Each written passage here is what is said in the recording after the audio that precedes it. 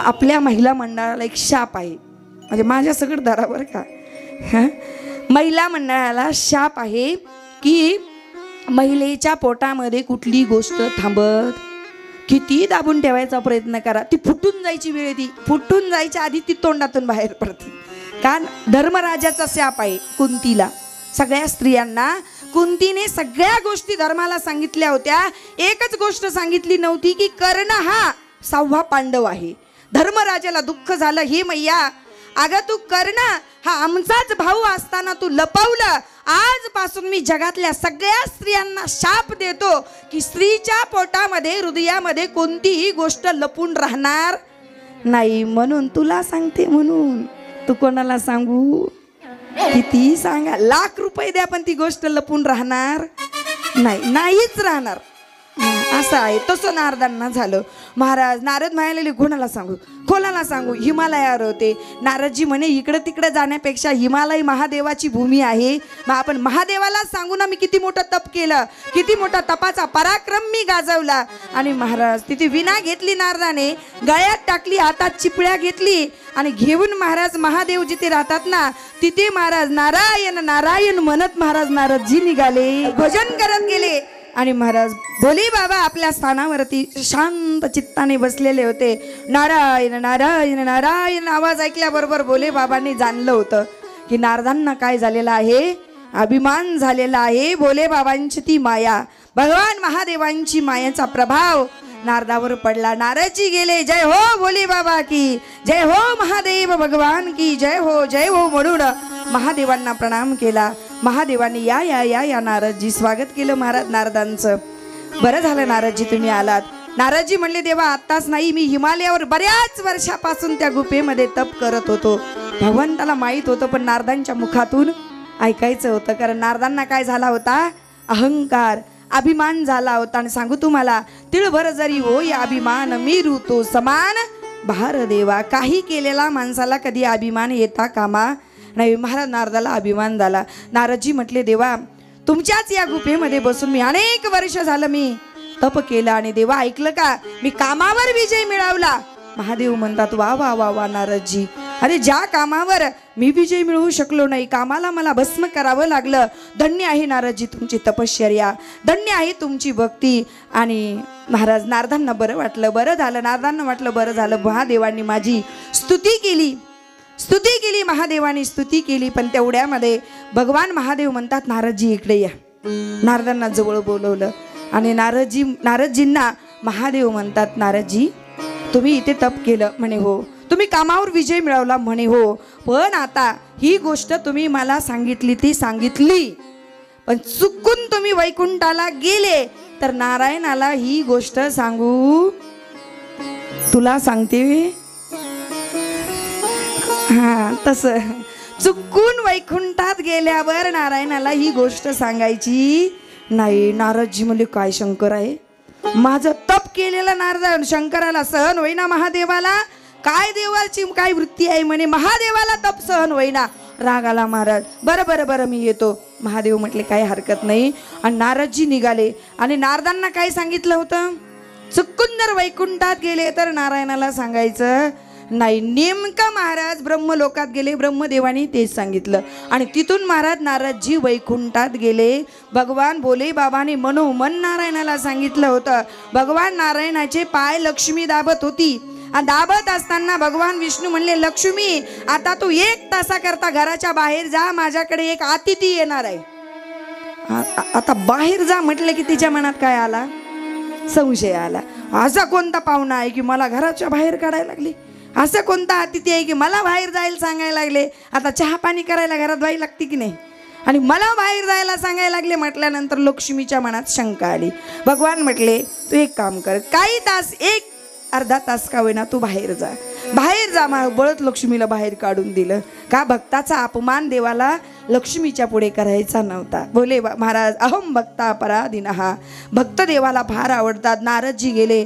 महाराज रोज कधीही गेले तर नारदजी स्वतःहून नमस्कार करायचे, पण आज महाराज नारायण नारायण नारायण करत नारदजी आले तर स्वतः भगवान विष्णू नारायण शेषावून उठले. या या या या स्वागतम स्वागतम स्वागतम नारदजी.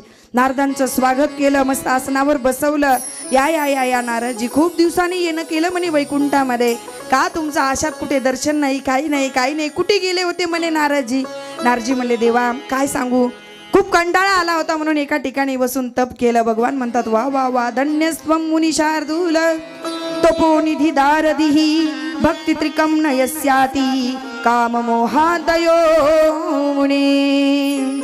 आणि नारदजी म्हणतात देवा ऐकलं का, अहो मी एवढं तप केलं की ज्या भगवंताने कामाला पराजित करण्याकरता भस्म केलं, त्या हिमालयाच्या गुफेमध्ये मी तप केलं, कामावर विजय मिळवला, त्या ठिकाणी इंद्रावर विजय मिळवला. देव भगवान विष्णू म्हणतात खरंच नारदजी तुम्ही धन्य आहात, धन्य आहे तुमची भक्ती, धन्य आहे तुमचं तप. नारदाला बरं वाटलं, खरं हीच देव आहे म्हणे माझे, त्या नारायणाचं मी भजन करतो, नाहीतर शंकर भगवान महादेव त्यांना सांगायला गेलो तर माझी भक्ती त्यांना सहन झाली नाही. कोणाला सांगू नको म्हटले, पण माझी भगवान नारायणाला किती प्रसन्नता वाटली. आणि महाराज भगवान विष्णूने पूजा केली. नारदजी बरं झालं तुम्ही तप केला, असंच येत जा.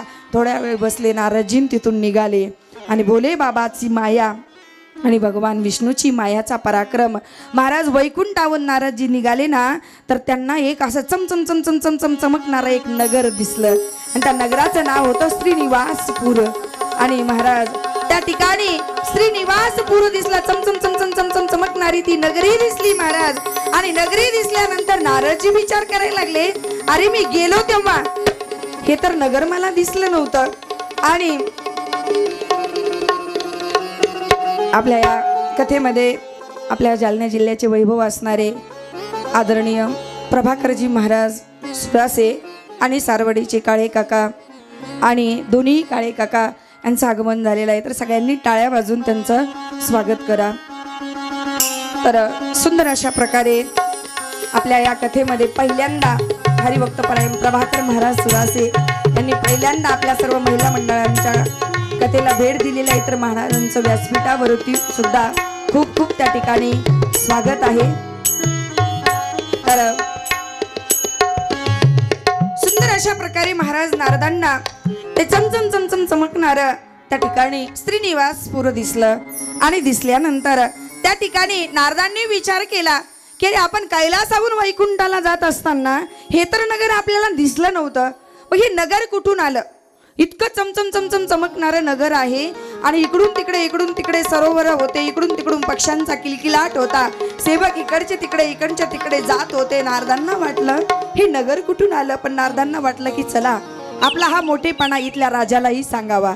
म्हणून आकाश मार्गाने जाणारे नारदजी खाली उतरले आणि त्या नगरामध्ये गेले. जाणाऱ्या येणाऱ्या सेवकाला विचारू लागले की अरे हे नगर कोणतं आहे. ते सेवक म्हणायला लागले या नारदजी, आमच्या नगरामध्ये आपलं स्वागत आहे. ते नगर कोणतं होतं माहितीये का, भगवान भोले बाबांची ती माया होती. भगवान विष्णूंच्या मायेने ते निर्माण केलेलं काय होतं, नगर होतं.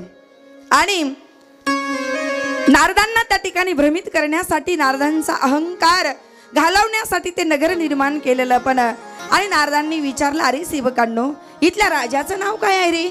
त्या सेवकांनी सांगितलं की तत्र राजा शील निधी नाम ऐश्वर्य समन्वितः.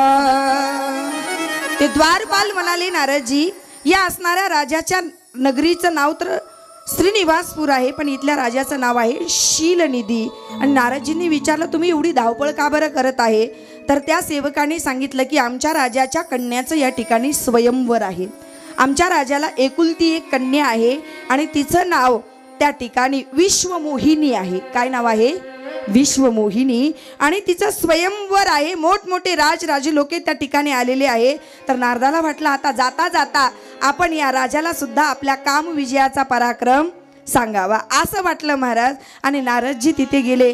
त्या राजाने शीलनिधीने सुंदर नारदांचं त्या ठिकाणी आदर सत्कार केला, आसनावरती बसवलं, प्रणाम केला. या नारदजी बरं झालं तुम्ही योग्य वेळी आलात. आता आलाच आहात तर माझ्या विश्वमोहिनीचं तुम्ही भाग्य सांगून जा.